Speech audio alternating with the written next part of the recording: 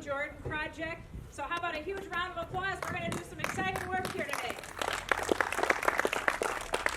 And it is truly Chamber of Commerce kind of weather. I have to say, a couple weeks ago, not so much. So we pulled a great day out of our hat today. And we're so happy that you're all here to join us in this wonderful setting and in this beautiful memorial park. I'm Mary Fakulak, President of the East Jordan Area Chamber of Commerce, and this is truly one of the historic ribbon cuttings that we will be celebrating here today. A lot of wonderful work has gone into this, a lot of support and a lot of dedication. You'll be hearing from some of the individuals involved with this project today. But I do a quick shameless plug. Tom Cannon said I could do that. So just a few weeks back, though, we had another awesome ribbon cutting and dedication of the Jordan Art Walk, which was a project that I call it our COVID project here for this community. Very serendipitous that it happened at the time it did and with the timing of the Jordan project, because this had been a project talked about several years ago, and then the Great Recession had hit and it just didn't come into play until last August when Rich Dietrich approached me and we started our committee of 7, started on that amazing journey. So I do have brochures here today, so as you're enjoying the ribbon cutting and the beautiful walk across the Joining Jordan project, I do have brochures and I invite you to take a look at the art sculptures that are along the way. And be sure to bring your friends, family, and guests as they attend and are here this summer in northern Michigan and throughout the year and check out our sculptures and, of course, our Joining Jordan project. So at this time, it is my pleasure and honor to introduce your city administrator, Tom Cannon, and we will start our program. And again, thank you all for being here today. Celebrate East Jordan, celebrate Joining Jordan. Tom? Thanks, Mary. Yes, so this project got started over 2 or 3 years ago when we knew that we had funding for our new boat launch. And so we needed not only a nice, friendly area to cross the lake area, but the west side, which we just call the old boat launch property, the west side parcel, was now blighted. And we needed to do something to really spruce that up. And we really wanted to keep integrity of the area and the waterfront. We knew that the community wanted to preserve our waterfront so we could always access it, and really take advantage of our assets that we have here with the Jordan River and Lake Charlevoix. So again, this was an idea that we've always been talking about, but how could we put it all together? So we started with charrettes and a lot of public meetings down at the Civic Center. We had things at City Hall.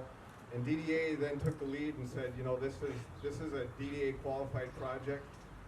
We got a hold of our state representatives and everybody else that helped. How can we do something like this with some state funding?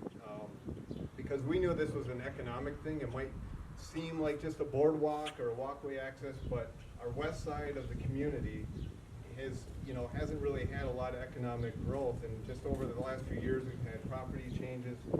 So the DDA, having that district all the way from Family Fair over to Save a Lot, figured we need to invest into the west side. So with that, we started having meetings, and I wanted to introduce and just thank all the people that were part of this, and then we just have a couple people to speak.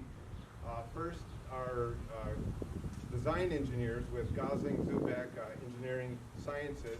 We had Klaus Heiner, Klaus. We had consultant Steve Stannard, who's here today. He was a lot of the design behind all our charrettes. And Kevin Krogalecki, he's our landscape architect that was our project manager over that. The project was awarded to Elmer's Construction. I don't think Blaine's here today, but Team Elmer's worked with Spence Brothers as the carpenters. We had concrete. We had all sorts of different subcontractors involved with the project, but Team Elmer's took the lead and I think did a good job. We were able to cut the ribbon today, but we were able to open it up for our freedom fest. Our city staff, our parks director, I know he's not here today. Rob Crick was Jack Yoke, our harbor master, and Troy Thomas, our public works superintendent, were the staff assisting me with a hands-on approach. Of course, I have to thank our city commissioners. I think Commissioner Amy Sherman is here. I don't think we have anybody else here. Our DDA board, I see Marty Carey is here. Tom Teske is here. He's going to talk in a minute. Don Levanway is here. Dan Miller's here, and Jen Annis is here. DDA, again, this is one of their projects. The 10% match that was funded from the city was complete cash. So we had a $2.2 million grant. The project came in at around just over $2.5 million.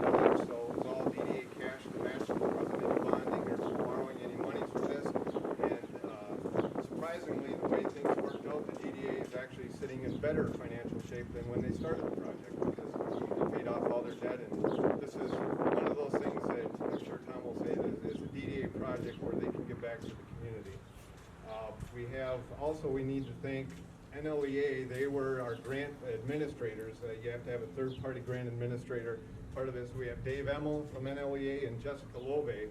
Jessica sat on, and she was the staff person that helped us with basically the day in and day out of paying the project and then being refunded reimbursement money from MEDC. So that, I'd like to turn it over to Tom Teske, our DDA chairperson, as he'll talk a little bit about the project.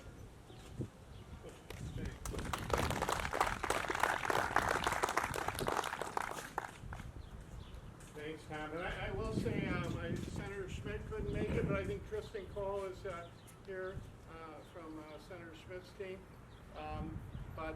All in all, I just want to say thanks to everyone on the project, and Tony Cullers. The project really, I think, was a number of people's dreams.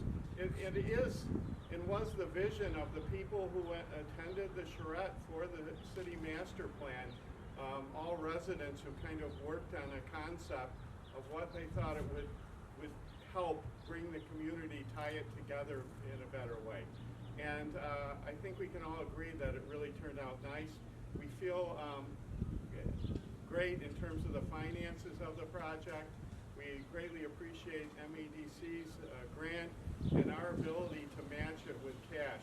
As we came out of the downturn, or as the downturn started, we had a number of bond issues that we owed money on, and at one time the DDA, to pay those bond issues, borrowed money from the city to do that through the whole financial downturn. And during that period, we were able to pay all of the bond issues off, and I credit Tom too for great city management as we basically eliminated debt and were able to build some cash reserves which we could put to work on this project. And next we hope to put to work in a Main Street improvements and further enhancements of the whole DDA.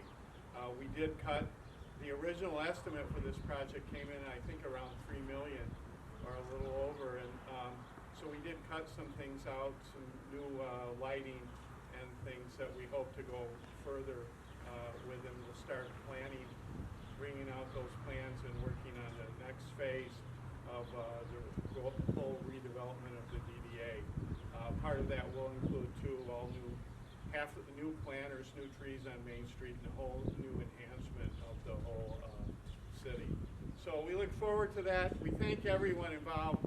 It's really been a great team working, a real collaborative effort. Gosling Zubek has been a great team to work with, as well as the contractors. And we thank once again, Jessica. Jessica, raise your hand for really helping execute all the contracts. So, hey, thanks a lot. There you go. Thanks, Tom.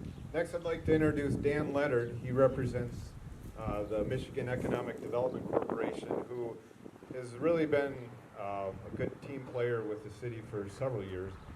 But this was a project we marketed with Dan, and he felt really strong that this was something that MEDC would really, jump onto. So we made a few trips to Lansing, and I guess we sold our project that this was more than, again, a boardwalk. This was going to be an economic growth thing for both sides of our community. So Dan? Thank you.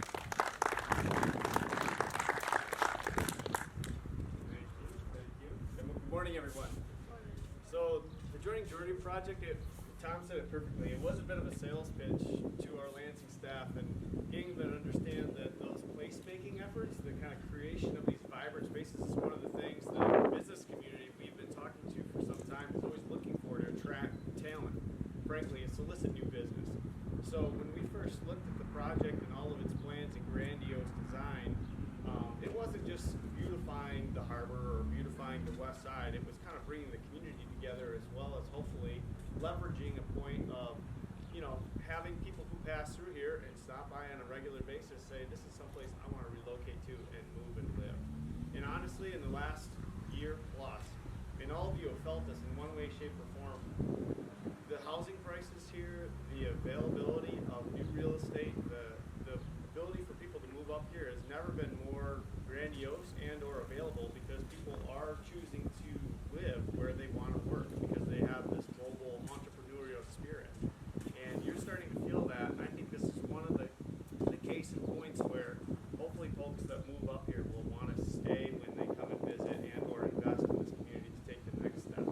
So as Tom spoke, this isn't just a beautification project. This is something we see long term as an investment the community has made in themselves, and it's something the state wants to help partner and leverage with them. Like any good project, it starts with a good story, and this one was one where, you know, occasionally the MBDC is looking for certain types of projects to try and help get ahead, and what can we do to kind of do a new forward-facing environment for public infrastructure. And as soon as I walked in the door, Tom slams down the brand new approved DDA plan and says, that's what we need to fund. Right out of the gate, and it seemed like a home run from day one for me. And as we kind of got more into it, we started talking with business owners and landowners surrounding it, and then seeing the growth, the future planning that DDA had made in other corridors of the community. It kind of sold itself, and it really made sense. And so these types of creation of beautiful spaces is one of our main objectives within the MBDC, and specifically on the community development side of the house. You know, we've helped work in partnership with Tom and the City of East Jordan quite a bit on their visioning as they're engaged in a self-help program, we call it, with the Redevelopment Ready Communities program, which is kind of a way for the outside development world to see the City of East Jordan as a place where they want to embrace, you know, new development and new impactful projects. And so as we started talking with the public boat launch on the west side of Lake Charlottesville here in the South Arm, that's going to be one of the last primo, you know, redevelopment sites that hopefully we can then market to the private world and bring more private investment and new development to grow, you know, this beautiful area. So we look forward to future, you know, new requests, because success breeds success, and just because you ask once and get it doesn't mean it's the last time we want to see you. So we look forward to partnering with you guys again, and thank you so much for the appreciation and all the work behind the scenes. I know, you know, the length and duration of time it takes to get these projects to the end goal are very, very much worth it at the end of the day. So thank you all so much, and we appreciate the opportunity. Congrats. Yeah, one thing that Dan didn't mention is that even though it wasn't as eye-catching, just before the Joining Jordan project, MEDC funded a $2 million project for our new water tower and new sewer and water and stormwater and everything else on the east side of town. So in back-to-back years, the city was funded with $4.2 million from MEDC. So that's quite an accomplishment, very generous from MEDC.